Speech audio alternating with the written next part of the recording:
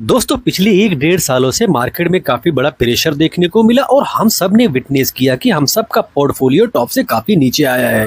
और उसके पीछे अगर रीजन ढूंढने जाएंगे तो कई सारे रीजन भी देखने को मिले और उसमें से सबसे बड़ा रीजन देखें तो ये शख्स है डोनाल्ड ट्रंप। इसने मार्केट में टैरिफ करके मार्केट में काफी बड़ा प्रेशर क्रिएट किया। रशिया यूक्रेन का जो वार हुआ वहां से भी मार्केट में काफी बड़ा प्रेशर आया और एफआईज ने जो लगातार बिकवाली किया है इसकी वजह से भी मार्केट में काफ़ी बड़ा प्रेशर देखने को मिला। तो सबसे बड़ा जो सवाल उठता है वो ये उठता है कि जो मार्केट में लिस्टेड कंपनियां हैं वो क्या कर रही है, तो क्या उनका बिजनेस बंद हो गया या वो खामोश बैठी हैं? तो इसका जवाब दोस्तों बिल्कुल ना है, बिकॉज उनका काम है बिजनेस करना और वो अपना बिजनेस करती हुई नजर आ रही हैं। जिनको जो करना है वो कर रहे हैं। जिस कंपनी को अगर अपना एक्सपेंशन करना है तो उनको अगर रिक्वायरमेंट है एक्सपेंशन करने का तो वो एक्सपेंशन भी करती हुई नजर आ रही है। तो आज के वीडियो में ऐसी ही कंपनी के बारे में दोस्तों डिस्कस करेंगे जो मार्केट में लिस्टेड है, टॉप से करेक्टेड भी है और उनकी तरफ से काफ़ी बड़ा जो एक्सपेंशन है वो देखने को मिल रहा है। तो वीडियो शुरू करेंगे उससे पहले दोस्तों एक इंपॉर्टेंट डिस्क्लेमर देना चाहेंगे। ये video just for study purpose के लिए, इन्फॉर्मेशन पर्पज़ के लिए, मेरी तरफ से ना तो बाय का कॉल है और ना ही होल्ड करने का कॉल है, ना ही सेल करने का कॉल है। सबसे पहली कंपनी को देखेंगे तो विक्रम सोलर लिमिटेड इस कंपनी का नाम है। मार्केट में जब ये इस कंपनी का लिस्टिंग हुआ तो काफ़ी महंगे वैल्यूएशन पर लिस्टिंग था। मार्केट में प्रेशर था, उसके बावजूद जो इसका लिस्टिंग था वो 80-90 के आसपास हुआ। तो वहाँ से मार्केट में काफ़ी बड़ा करेक्शन देखने को मिला। तो ऐसे में इसका जब जो वैल्यूएशन है वो इतना प्रीमियम था तो करेक्ट होना बनता था। तो ऐसे में इस कंपनी को भी जो वैल्यूएशन है वो नीचे आया। तो ये भी आज के दौर में काफ़ी करेक्ट हुआ टॉप से। और इसका बिजनेस देखेंगे तो जो पीवीसी सेगमेंट होता है उसमें इसका बिजनेस है और भी कई सारे वैल्यू एडेड जो सेगमेंट है उनमें ये कंपनी काम करती है। आप देखेंगे जो इनका इंस्टॉल्ड कैपेसिटी है वो 4.50 गीगावाट का है, जिसे ये बढ़ाकर FY26 तक आप देखेंगे सोलर पीवी मॉड्यूल वाला जो सेक्टर है ये करने वाले कितना 15.5 गीगावाट तक करने वाले हैं। और यही नहीं, ये FY27 तक 20.50 गीगावाट तक करने का इनका प्लान है। तो यानी कि ये कंपनी भी अपना एक्सपेंशन करती हुई दिख रही है। और यही नहीं, ये जो कंपनी है सोलर सेल मैन्युफैक्चरिंग का जो कार्य है इसमें भी ये कंपनी कार्यरत है। आप देखेंगे गंगाई कोंडम जो कि तमिलनाडु में पड़ता है, यहाँ पर इनके 2 यूनिट्स चालू हो रहे हैं, एक 3 गीगावाट्स का है और एक 9 गीगावाट्स का है। यानी कि यहाँ पर भी एक्सपेंशन होता हुआ दिख रहा है, जिसकी वजह से कंपनी फ्यूचर में काफ़ी बड़ा फ़ायदा दिखाती हुई मतलब फ़ायदा इसको हो सकता है। और इसका देखेंगे एक और ग्रीन फील्ड मतलब एक्सपेंशन हो रहा है किस सेगमेंट में, बेस सेगमेंट पे, यानी कि बैटरी एनर्जी स्टोरेज सिस्टम। और जो ये सेक्टर है एक्चुअली ये फ्यूचर में काफ़ी ज़्यादा डिमांड में रह सकता है। और उसके पीछे का रीज़न ये है कि जैसे जैसे ये ग्रीन एनर्जी वाली कंपनियां जो अपना एनर्जी बनाएगी, एनर्जी जनरेट करेगी, उनको रखने के लिए कुछ तो चाहिए। तो उनको रखने के लिए बेस वाला जो सेगमेंट है वो आता है, यानी कि बैटरी एनर्जी स्टोरेज सिस्टम।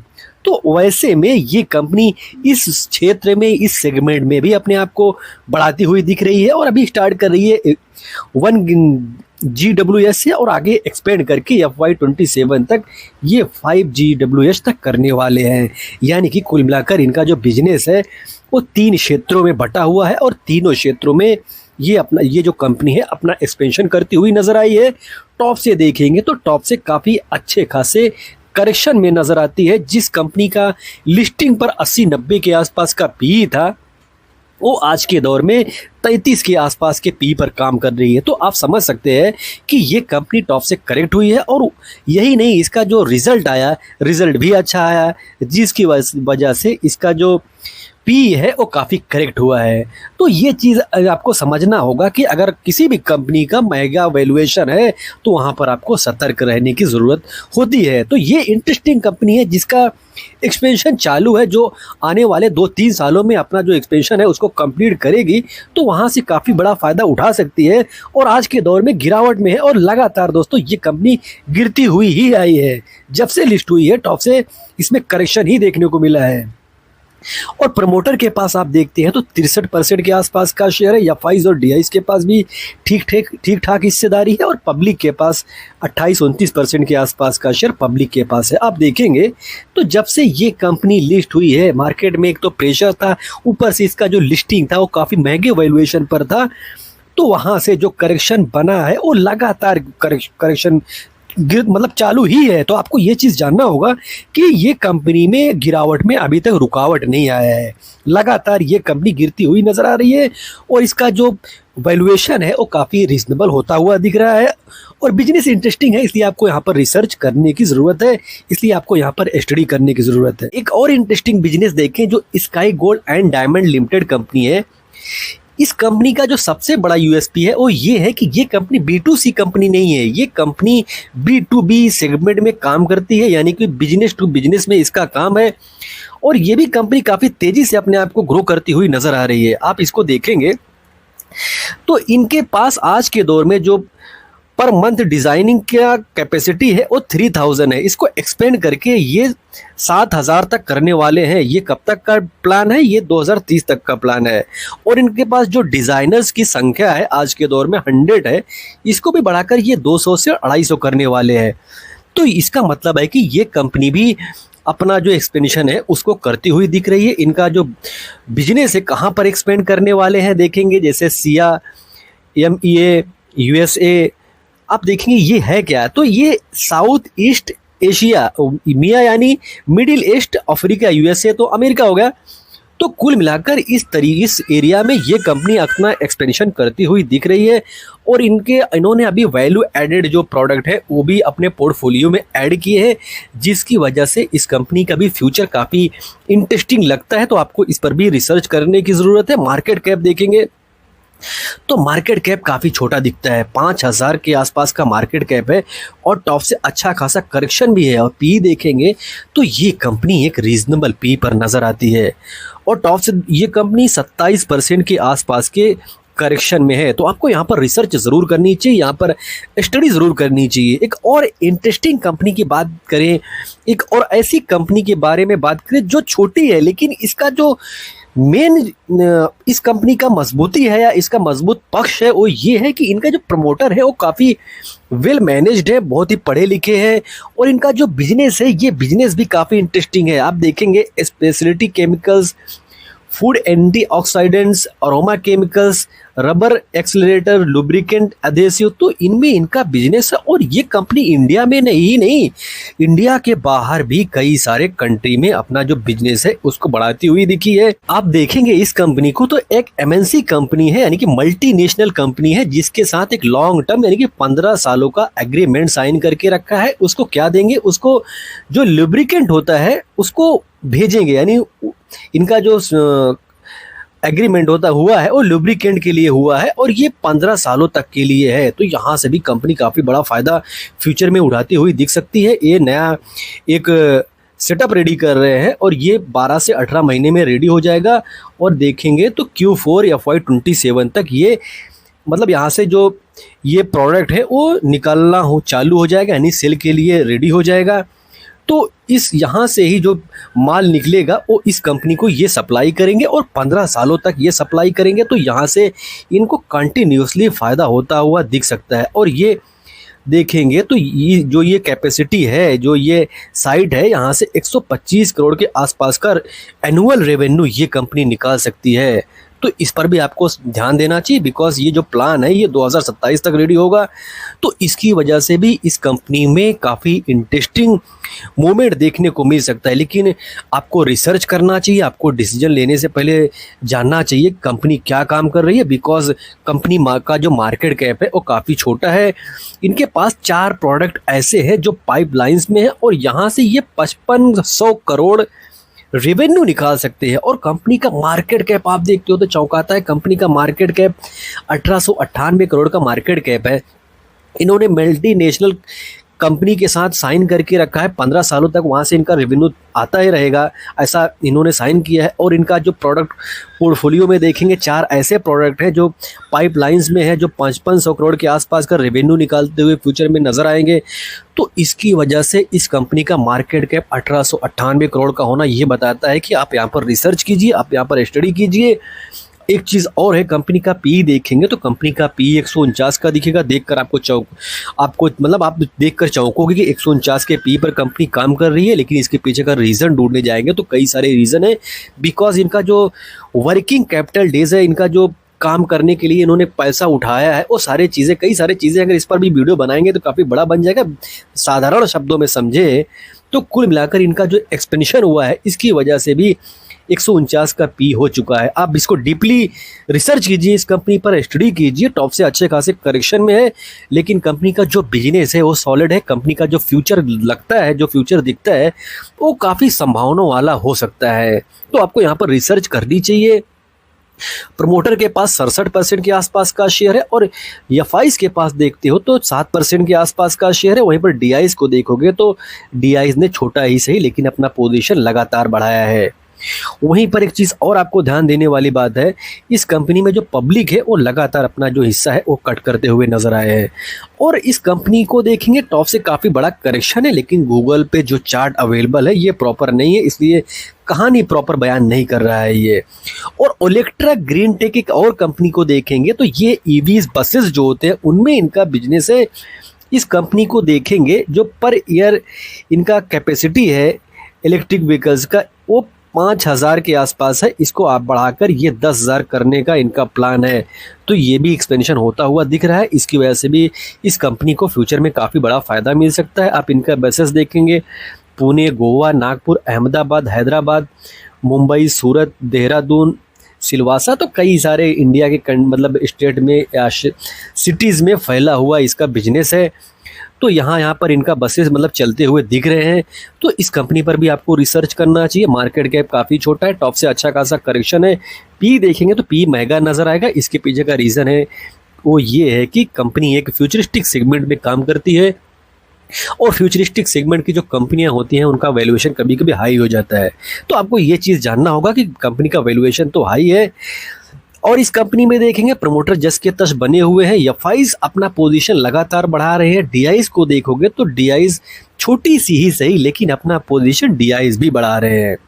वहीं पर पब्लिक को देखोगे तो पब्लिक का जो बिकवाली का क्रम है वो भी बढ़ता हुआ दिख रहा है, यानी कि पब्लिक के पास से जो माल है वो बिकता हुआ दिख रहा है। तो इसके पीछे का अगर रीज़न ढूंढने जाएंगे वो रीज़न ये है कि करेक्शन। पब्लिक को क्या चाहिए? पब्लिक को चाहिए चार्ट ऊपर जा रहा है तो वहाँ पर वो एंट्री लेते हैं, तो ऐसे समय में फंसने का जो चांस होता है वो काफ़ी ज़्यादा होता है। तो आपको ऐसे समय में डिसीजन नहीं लेना चाहिए कि जब वो सीधा ऊपर ही भागता हुआ नजर आए। आपको उस जगह पर रिसर्च करनी चाहिए जब उसमें करेक्शन हो। बिकॉज जो बड़े इन्वेस्टर्स होते हैं, जो दिग्गज इन्वेस्टर्स होते हैं, जो बड़े बड़े फंड हाउसेस होते हैं, वो गिरावट में स्टडी करते हैं, वो गिरावट में ही रिसर्च करते हैं। तो आपको यहाँ पर रिसर्च करना चाहिए। पिछले कुछ समय से ये कंपनी भागी नहीं है तो यही रीज़न है कि पब्लिक भागते हुए दिख रहे हैं। तो ऐसा नहीं करना चाहिए। आपको पेशेंट रखना चाहिए, आपको बिजनेस पर रिसर्च करनी चाहिए, आपको बिजनेस पर स्टडी करनी चाहिए। एक और कंपनी जो इंसोलेशन एनर्जी है, छोटी कंपनियों में देखेंगे जो ये सेगमेंट है ग्रीन एनर्जी का, जो आप देखेंगे पीवीसी जो मॉड्यूल्स होते हैं उनका जो बनाने का कार्य होता है, छोटी कंपनियों में कोई काफ़ी तेज़ी से ग्रो करती हुई कंपनी दिख रही है तो वो उनमें से ये एक कंपनी है। तो आपको इस पर भी रिसर्च करना चाहिए। इंसोलेशन एनर्जी आप देखेंगे इनके पास आज के दौर में 2025 में कितना है, 4 गीगावाट का ये कैपेसिटी है। 2026-27 तक ये डबल हो सकता है। तो आपको इस पर भी रिसर्च करने की ज़रूरत है। इनका एक्सपेंशन देखेंगे तो काफ़ी तेज़ी से ग्रो होता हुआ दिख रहा है। मार्केट कैप कंपनी का काफ़ी छोटा है, टॉप से काफ़ी बड़े करेक्शन में ये कंपनी आज के दौर में दिखती है। और उसके पीछे का रीज़न ये है कि मार्केट में प्रेशर है और ऐसे में जो ये इंडस्ट्री है, जो ये सेक्टर है, काफ़ी तेज़ी से भागा था और उतना ही तेज़ी से नीचे भी आ रहा है। और ये एक सीख देता है कि जिस भी कंपनी में अगर मतलब बहुत तेज भागा रहेगा उसका शेयर, तो वैसे में जो गिरावट का रफ्तार होता है वो भी उसी लेवल का होता है। तो ये चीज़ आपको जानना होगा कि जो भागने वाले कंपनियां हैं वो गिरने में भी एक्सपर्ट होती है। तो आपको ये चीज़ जानना होगा कि रिस्क ऐसी कंपनियों में काफ़ी ज़्यादा होता है। और इस कंपनी में देखते हैं तो प्रमोटर के पास या वाइस डीआईज के पास छोटी सी हिस्सेदारी है, लेकिन प्रमोटर के पास काफ़ी अच्छा खासा होल्डिंग है। पब्लिक के पास आप देखते हो तो पब्लिक के पास भी काफ़ी बड़ी हिस्सेदारी है, यानी कि पब्लिक और प्रमोटर के पास ही मोस्टली हिस्सा देखने को मिलता है। और ऐसी छोटी कंपनियों में जो एफआई डीआईज होते हैं वो जाना पसंद नहीं करते हैं। टॉप से काफ़ी बड़े करेक्शन में कंपनी दिखती है। और अगली कंपनी को देखेंगे तो ये कंपनी अपने आप में ही काफ़ी मतलब कहानियों को लेकर बैठी हुई है, कई कहानियां लेकर समेटी हुई है अपने अंदर। बिकॉज इसका जो बिजनेस है ये एक फ्यूचरिस्टिक बिजनेस है, जो ब्रोमाइन एंड लिथियम वाला जो सेगमेंट है ये काफ़ी तेज़ी से फ्यूचर में ग्रो कर सकता है। और उसके पीछे का रीज़न हो सकता है कि वो ईवीज़ हो। बिकॉज जैसे जैसे ये ईवीज का मार्केट ग्रो होगा तो उनमें बैटरियां लगेगी, बिकॉज जो ईवीज होते हैं वो बैटरी से ही चलती है। तो ऐसे में उनको चाहिए ये प्रोडक्ट, ये जो पदार्थ है उनको चाहिए। तो ये कंपनी बनाती है जो न्यूजेन कंपनी है, इस केमिकल को न्यूजेन केमिकल्स बनाती है। और भी कंपनियां हैं लेकिन न्यूजेन केमिकल्स का स्थान काफ़ी ऊपर आता है। तो इसकी वजह से इनको काफ़ी बड़ा फ्यूचर में फ़ायदा मिल सकता है। फार्मास्यूटिकल्स में भी है, एग्रीकल्चर केमिकल में भी इनका बिजनेस है। तो कुल मिलाकर इनका बिजनेस इंटरेस्टिंग है, लेकिन रिस्क भी हो सकता है। तो रिस्क को भी नज़रअंदाज ना कीजिए। और इसको देखेंगे तो ये कंपनी अपना एक्सपेंशन करती हुई नज़र आ रही है। और कंपनी ने कैपेक्स के लिए 1500 करोड़ का जो एलोकेशन है वो ऑलरेडी कर चुकी है। और इसमें से 419 करोड़ डिप्लॉय भी कर चुका है। कि ये कंपनी अपना एक्सपेंशन के लिए 1500 करोड़ जो अलॉट किया है खुद के लिए, उसमें से 419 करोड़ का ऐसा है जो अपना एक्सपेंशन में लगा चुकी है। तो ये कंपनी एक्सपेंशन मोड में है। और एक नहीं, ये कंपनी कई सारे एक्सपेंशन करती हुई नज़र आ रही है। तो आपको इस कंपनी पर भी रिसर्च ज़रूर करनी चाहिए। आप देखेंगे एक एक्सपेंशन जो कि पखजन, ये दहेज में पड़ता है, ये आई थिंक गुजरात में है। तो ये देखेंगे तो यश 2 FY26 तक ये रेडी हो जाएगा। यहाँ से भी ये रेवेन्यू निकालना चालू कर सकता है। तो ये भी अगर फ्यूचर में रेवेन्यू यहाँ से आएगा तो इस कंपनी के रेवेन्यू में ऐड होगा, तो वहाँ से भी काफ़ी बड़ा फ़ायदा इस कंपनी को मिल सकता है। तो टॉप से काफ़ी अच्छे खासे करेक्शन में है। तो आपको यहाँ पर भी डीपली रिसर्च करने की ज़रूरत है। आप इस कंपनी के बारे में एक चीज़ और देखेंगे कि ये कंपनी 2001 में इनके पास जो प्रोडक्ट की संख्या थी वो 20 थी। और आज के दौर में देखेंगे तो 258 पहुंच चुका है। 2026 तक ये 258 हो जाएगा। तो कुल मिलाकर ये बताता है कि इस कंपनी का जो लेगेसी है वो काफ़ी पुराना है, 20-25 साल पहले की कंपनी है। इनका जो बिजनेस है ये एक्चुअली जो लिथियम आयन वाली केमिकल वाला जो सेगमेंट है ये तो ग्रो होना चालू अब हुआ है, 2-3 सालों से हुआ है। अदरवाइज पहले कौन इसमें इतना ज़्यादा ध्यान देता था। और ऐसे में आने वाले 20-25 सालों में ये जो कंपनी है अपना जो ग्रोथ है वो काफ़ी बढ़ा भी सकती है। इस चीज़ को आपको समझना चाहिए कि इसका जो बिजनेस का मॉडल है ये अब शुरू हो सकता है, लेकिन रिस्क भी उतना ही बड़ा है। तो मेरी बातों से इन्फ्लुएंस होकर कोई भी डिसीजन ना लीजिए। और दोस्तों आपको वीडियो इन्फॉर्मेटिव लग रहा है तो चैनल को सब्सक्राइब भी कर लीजिए। और आगे बढ़कर दोस्तों इस कंपनी को देखेंगे तो ये जो कंपनी है USA, Europe, China, Korea, Japan, Middle East हर जगह पर अपने आप को फैलाती हुई दिखी है। प्रमोटर के पास देखेंगे तो काफ़ी अच्छी खासी होल्डिंग दिखती है। एफआईज के पास देखेंगे तो 5% के आसपास का शेयर है। वहीं पर डीआईज को देखोगे तो डीआईज ने इस कंपनी में काफ़ी बड़ा पोजीशन बनाया है। इनफैक्ट डीआईज ने अपना पोजीशन लगातार स्ट्रांग ही किया है। आप देखेंगे पब्लिक के पास तो पब्लिक की जो हिस्सेदारी है लगातार गिरती हुई दिखी है। और उसके पीछे का भी रीज़न यही है कि पिछले कुछ महीनों से काफ़ी बड़ा करेक्शन देखने को मिल रहा है और रुकावट दिखने को मिल रहा है कि ग्रोथ नहीं उनको नज़र आ रही है। तो ऐसे में जो पब्लिक होता है वो ज़्यादा दिन तक एक कंपनी को होल्ड नहीं कर पाता है, बिकॉज वो चार्ट को देखकर डिसीजन लेते हैं। और चार्ट को देखकर जो डिसीजन लेता है वो फंस भी सकता है। तो आपको बिजनेस को देखकर डिसीजन लेना चाहिए। तो आपको इस कंपनी पर रिसर्च करनी चाहिए और रिसर्च अभी करनी चाहिए, बिकॉज ये कंपनी करेक्शन में है। तो आपको यहाँ पर रिसर्च बिल्कुल करनी चाहिए। आप देखेंगे टॉप से लगभग 50% गिरी हुई कंपनी है। तो यहाँ पर आपको स्टडी ज़रूर करनी चाहिए। केपीआई ग्रीन एनर्जी को देखेंगे FY 25 तक जो 2.91 गीगावाट का इनका इंस्टॉल कैपेसिटी था। FY26 तक 4.15 गीगावाट तक हो सकता है, यानी कि इनका भी जो वर्क इन प्रोग्रेस वाला बिजनेस है ये काफ़ी तेज़ी से ऐसे मतलब काम है जो होते हुए बैकग्राउंड में नज़र आ रहे हैं। तो ज़्यादा दिन तक नहीं, 1-1.5 सालों में काफ़ी बड़ा इनका एक्सपेंशन जो ये सारे चल रहे हैं रेडी होंगे, तो वहाँ से भी इस कंपनी को काफ़ी बड़ा फ़ायदा मिल सकता है। कैश टेक्नोलॉजी जो कि आज के दौर में काफ़ी विवादों में ये कंपनी रह रही है, इसका भी एक्सपेंशन देखेंगे तो ये भी कंपनी अपना एक्सपेंशन करती हुई दिख रही है।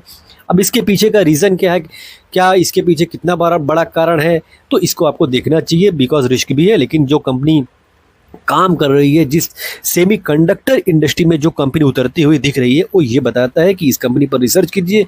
और मार्केट में करेक्शन हुआ है और इसके ऊपर कुछ कोटक ने भी सवाल उठाया था, जिसकी वजह से ये कंपनी टॉप से काफ़ी बड़े करेक्शन में आई है। तो यहाँ पर भी आपको रिसर्च ज़रूर करनी चाहिए। एक चीज़ और जानना चाहिए कि रिस्क तो है, कंपनी ने भी खुद माना है कि कुछ गड़बड़ियाँ हुई हैं, लेकिन जो भी गड़बड़ियाँ कंपनी में हुआ है तो उसको वो लोग शॉर्ट आउट कर चुके हैं, ऐसा उन लोग का मानना है। ऐसा कैश टेक्नोलॉजी का मैनेजमेंट जो है वो ये बोल रहा है। तो आपको इस पर भी रिसर्च ज़रूर करनी चाहिए। रेल लाइटिंग लिमिटेड ये भी एक इंटरेस्टिंग सेगमेंट में काम कर रही है। यहाँ पर भी देखेंगे तो जो एक्सपेंशन है वो होता हुआ दिख रहा है। प्राज इंडस्ट्री एक ऐसी कंपनी जो शायद मल्टी डिकेड तक काफ़ी बड़ा डिमांड में रह सकती है, लेकिन इसका जो दिन चल रहा है वो अच्छा नहीं चल रहा है, थोड़ा प्रेशर में है, कई सारे रीज़न इसके पीछे हैं। तो आपको इस पर भी रिसर्च करनी चाहिए, बिकॉज ये भी कंपनी अपना एक्सपेंशन करती हुई दिख रही है। जैसा आप देखेंगे बायोप्लास्टिक का जो बिजनेस है इसमें ये कंपनी एक्सपेंशन कर रही है, और R&D सेंटर में भी कंपनी एक्सपेंशन कर रही है। और इस कंपनी के बारे में अगर आप रिसर्च करेंगे तो कई सारे ऐसे पॉइंट आपको देखने को मिलेंगे जो शायद ही आपको देखने को मिले। और ये कंपनी इंडिया में ही नहीं, फ्यूल इंडस्ट्री में ये कंपनी वर्ल्ड में काफ़ी मजबूत स्थान रखती है और टॉप से काफ़ी बड़े करेक्शन में है। तो आपको यहाँ पर भी रिसर्च करने की ज़रूरत है, यहाँ पर भी डीपली स्टडी करने की ज़रूरत है। आपको इस कंपनी के बारे में जानने की ज़रूरत है। विक्रांत इंजीनियरिंग एक ये भी इंटरेस्टिंग कंपनी है, EPC सेगमेंट में काम करती है। यहाँ पर भी देखेंगे तो कैपेक्स होता हुआ नज़र आ रहा है। तो आपको इस कंपनी पर भी रिसर्च ज़रूर करनी चाहिए। और दोस्तों वीडियो डिस्क्लोज करेंगे उससे पहले एक इंपॉर्टेंट डिस्क्लेमर देना चाहेंगे। ये video just for study purpose के लिए, इन्फॉर्मेशन पर्पस के लिए है। मेरी तरफ से ना तो बाय का कॉल है, ना तो होल्ड का कॉल है, ना तो सेल का कॉल है, बिकॉज दोस्तों मैं SEBI रजिस्टर्ड एडवाइजर नहीं हूँ। आपको वीडियो इन्फॉर्मेटिव लगी हो तो वीडियो को लाइक कमेंट शेयर करें, और चैनल को सब्सक्राइब ना किया हो तो सब्सक्राइब भी जरूर कर ले। मिलते हैं किसी नए वीडियो में एक नए टॉपिक के साथ, तब तक के लिए दोस्तों हैप्पी इन्वेस्टिंग।